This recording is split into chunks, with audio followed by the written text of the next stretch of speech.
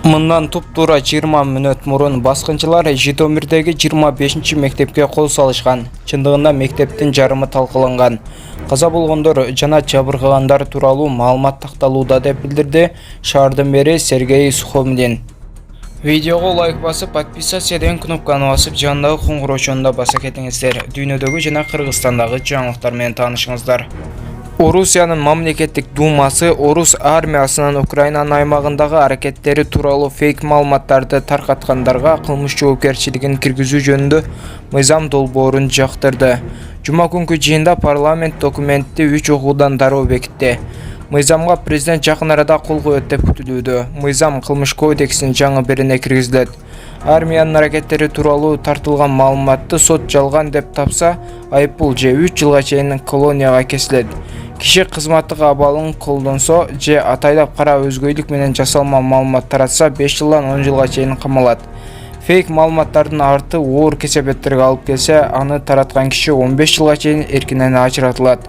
Орусиянын президенти Владимир Путиндин Донбасстагы калкты коргоо тууралуу билдирүүсүнөн кийин орус аскерлери 24 февралда Украинага басып кирген. 9 күндөн бери Украинанын бардык аймактарында аткылоо жана бомбалоо уланууда. Эң катал чабуулдар Киевке жана Харьковго жасалды. Жүздөгөн киши каза болду.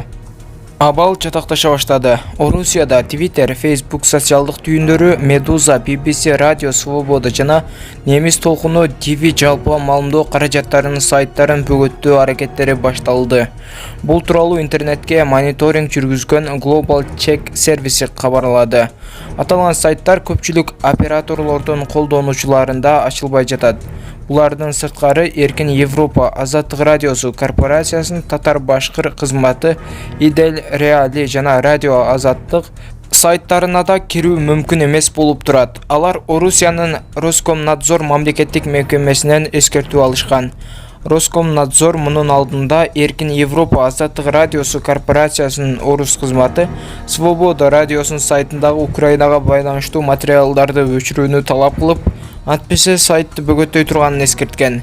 Роскомнадзор ага чейин Орусиянын Украинага кол салуусун согуш деп атабоону талап кылып чыккан. Буга байланыштуу бир нече сайттар бөгөттүлгөн. Жергиликтүүлөрдөн Дождь телеканалынын Эхо Москвы радиосунун чет элдиктерден The Village сайты бөгөттөлгөн. 3 мартта Чүй облусунда кар көчкүдө бир адам каза болду. Бул тууралуу өзгөчө кырдаалдар министрлигинин басма сөз кызматы билдирди. Министрликке Кемин районунда жел арык өрөөнүндө 3 мергенчинин бири дайынсыз жоголгону тууралуу маалымат түшкөн. Куткаруучулар кечке жуук 49 жаштагы адамдын сөөгүн табышкан. Маркумдун сөөгү Ички иштер министрлигине өткөрүлүп берилди. Февраль айынын орто ченинде Жалал Абад облусунда кар көчкүнүн кесепетинен 4 адам дайынсыз жоголгон. Алар Чайна Роуд жол ишканасынын кызматкерлери 26 февралда алардын экөөнүн сөөгү табылган.